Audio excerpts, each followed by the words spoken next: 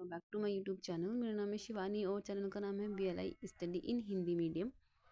तो आज हम पढ़ने वाले हैं लाइब्रेरी कैटलॉगिंग थ्योरी, जिसका कोड है 109 का chapter number 2 history and development of library cataloguing का पार्ट 2।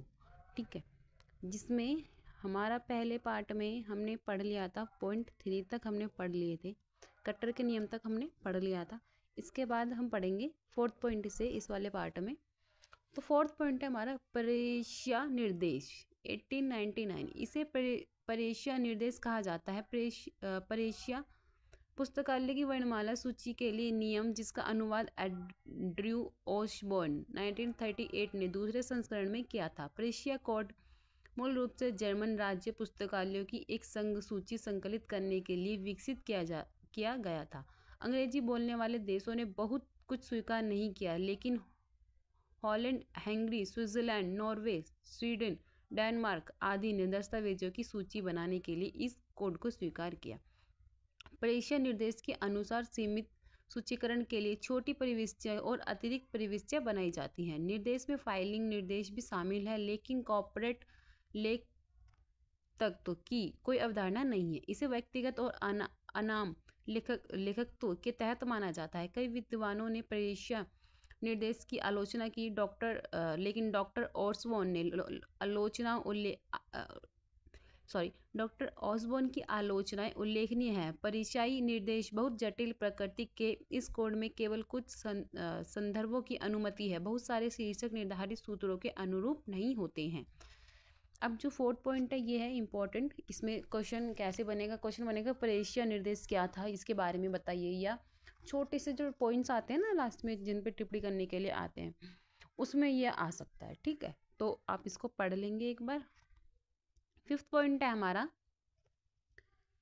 जियाजत का कोड 1886। जियाजत का कोड को 1886 में जर्मन लाइब्रेरियन के जियाजत्का ने प्रकाशित किया था। 1890 में अमेरिका लाइब्रेरियन के लीडरफेल्ट ने इसका अंग्रेजी में अनुवाद किया था। यह कोड दो बातें कहता है।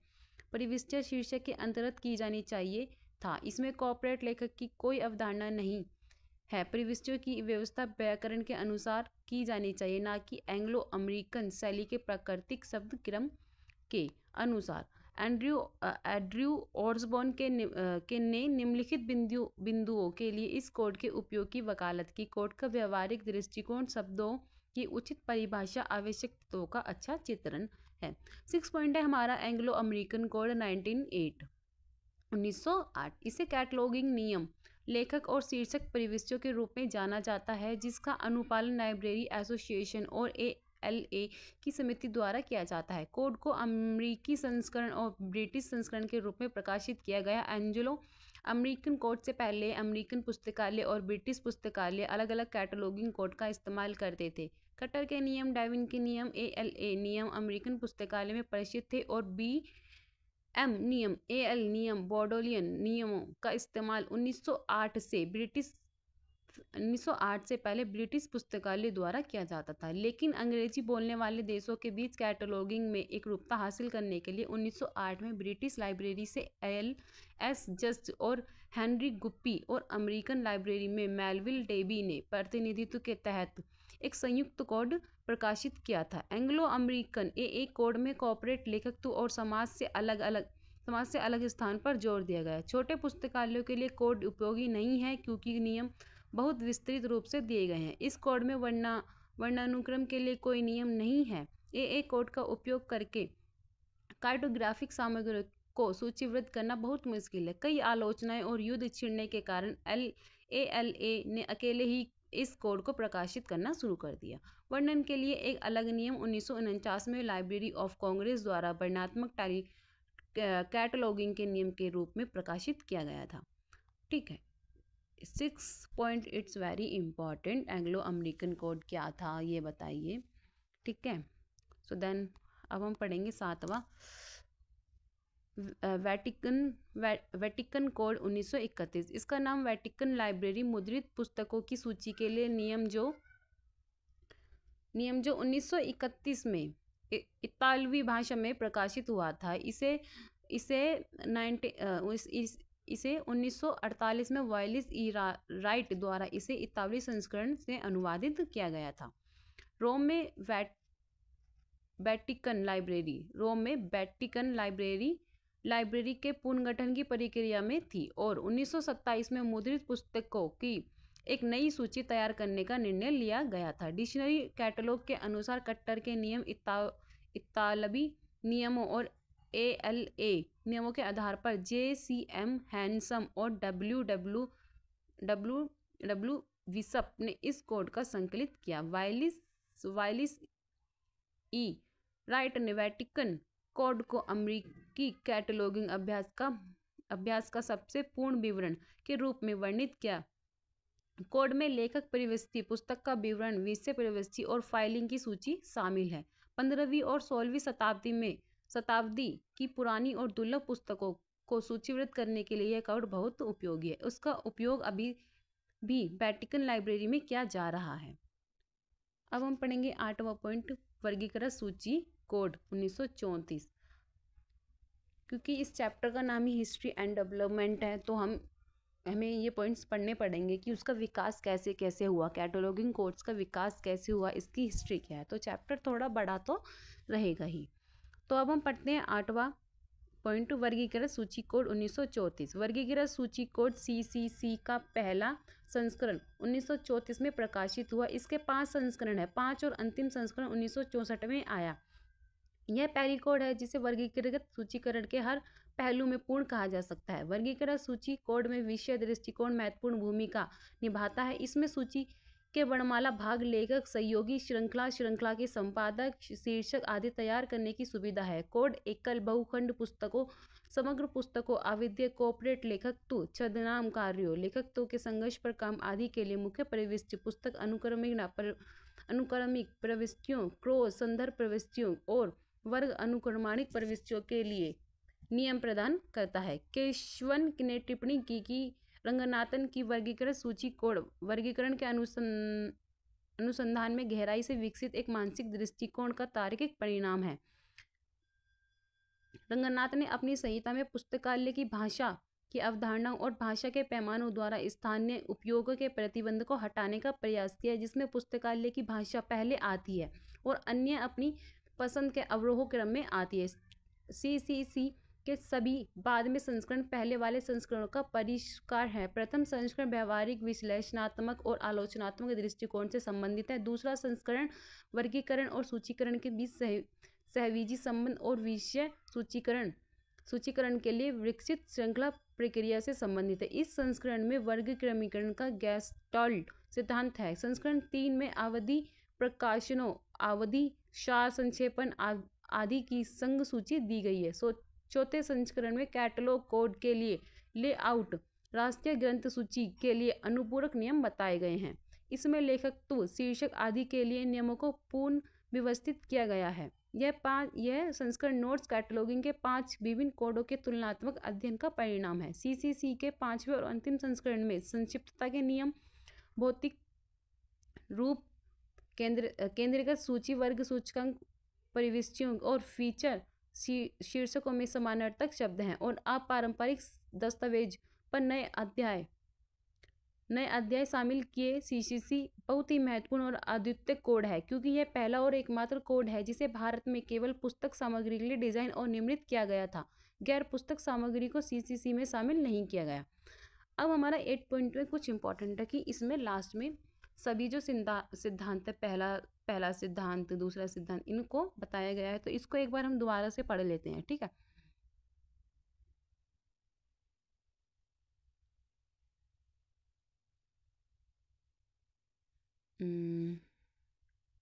यहाँ से हम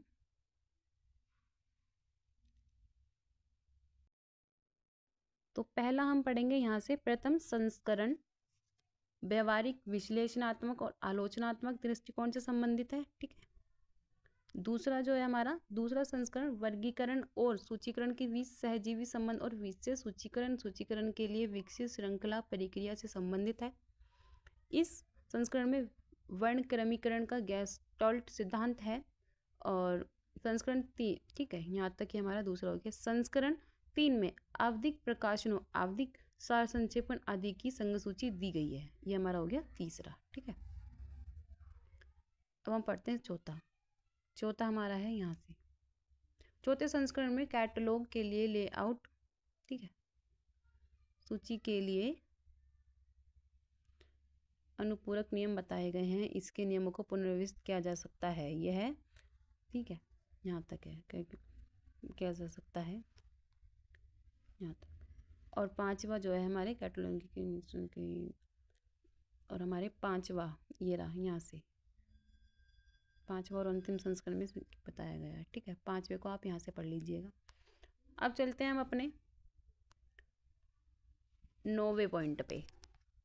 ALA नियम 1949। इस कोड का नाम ALA cataloguing rules for author and title entries 1949 है, ठीक है जी।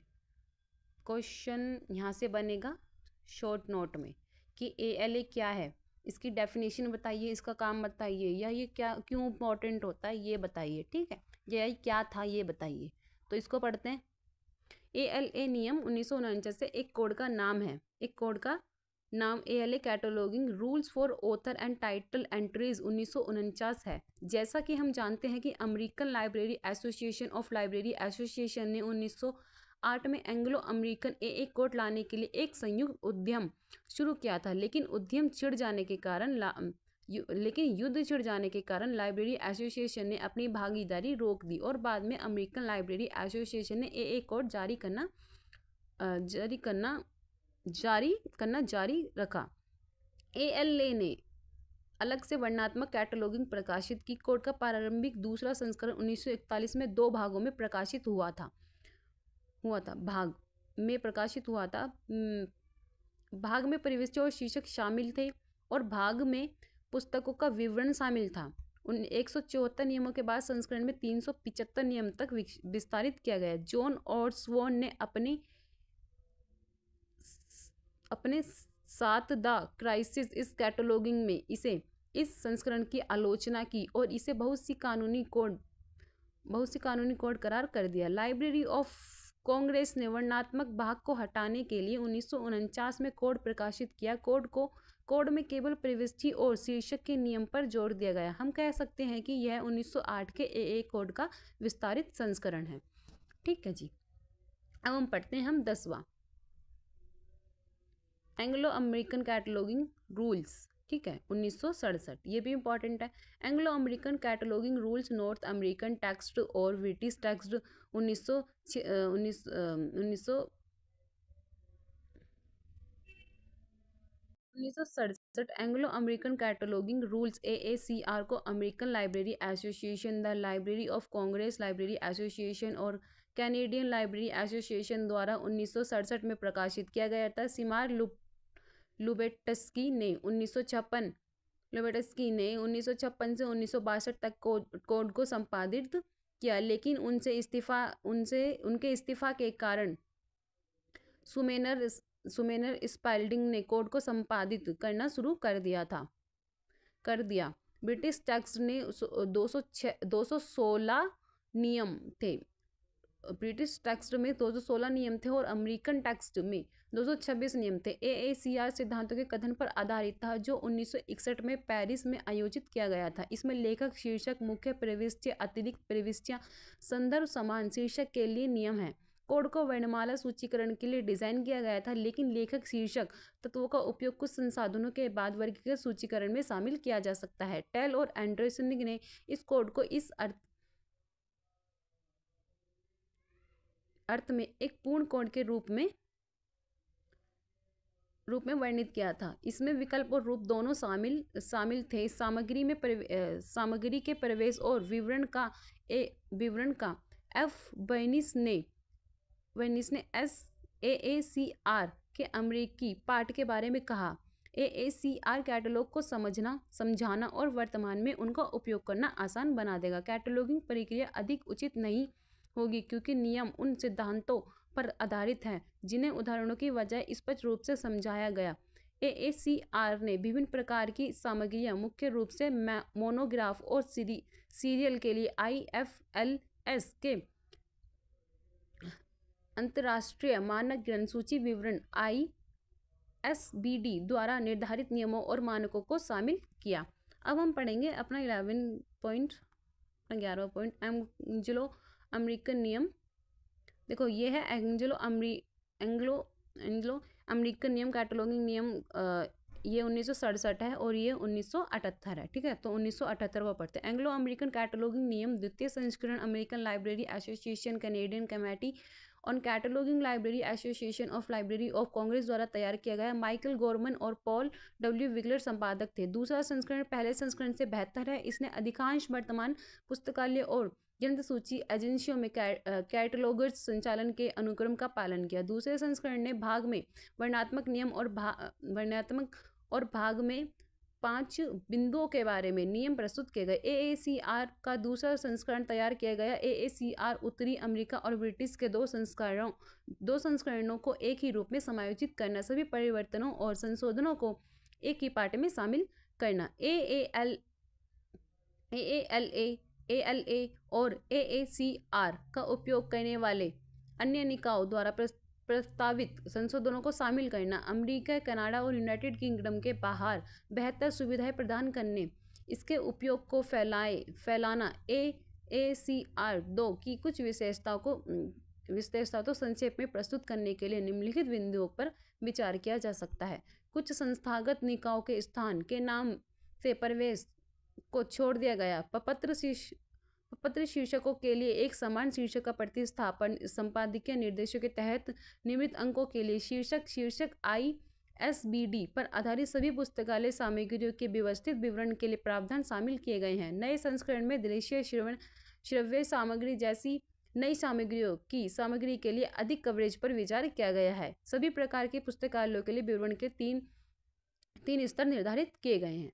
ठीक है, 12 पॉइंट है हमारा एंग्लो अमेरिकन कैटलॉगिंग रूल द्वितीय संस्करण संशोधन। ठीक है, इस पे संशोधन हो गया था। तो संशोधन के बाद क्या ये बोलता है रूल, ये क्या बोलता है?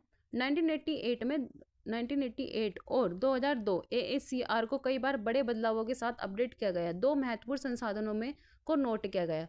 अब इसमें जो एंग्लो अमेरिकन कैटलॉगिंग में जो 2 चेंजेस आए हैं ना, ये संशोधन है, संशोधन, इनको आप जब एग्जाम में लिखोगे तो अच्छे नंबर आएंगे। ठीक है, तो इसको थोड़ा हम पढ़ते हैं ध्यान से। संशोधनों को नोट किया गया और 1988 में और दूसरा 2002 में। पहला हुआ 1988 में, दूसरा हुआ 2002 में।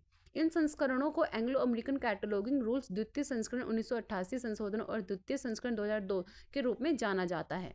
ठीक है, इनके सन के नाम से जाना जाता है कि भाई ये 1988 में हुआ तो ये 1988 वाला है, 2000 में हुआ तो 2000 वाला है। 2002 संशोधन गैर पुस्तक सामग्री का व्यापक रूप से वर्णन करने के लिए उल्लेखनीय है। AACR ने कैटलॉगिंग कोड का अपना वार्षिक अद्यतन 2003 में शुरू किया था, लेकिन यह प्रक्रिया 2005 में बंद कर दी गई थी।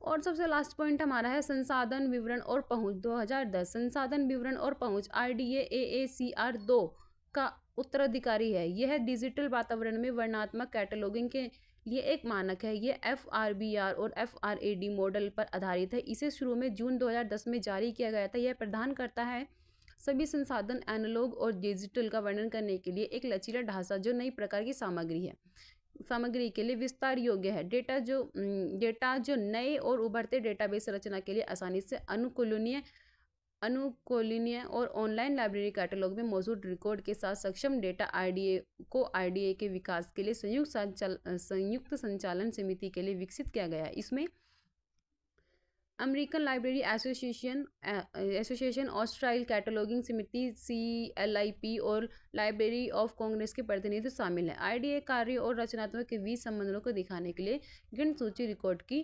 क्लस्टरिंग का समर्थन करता है।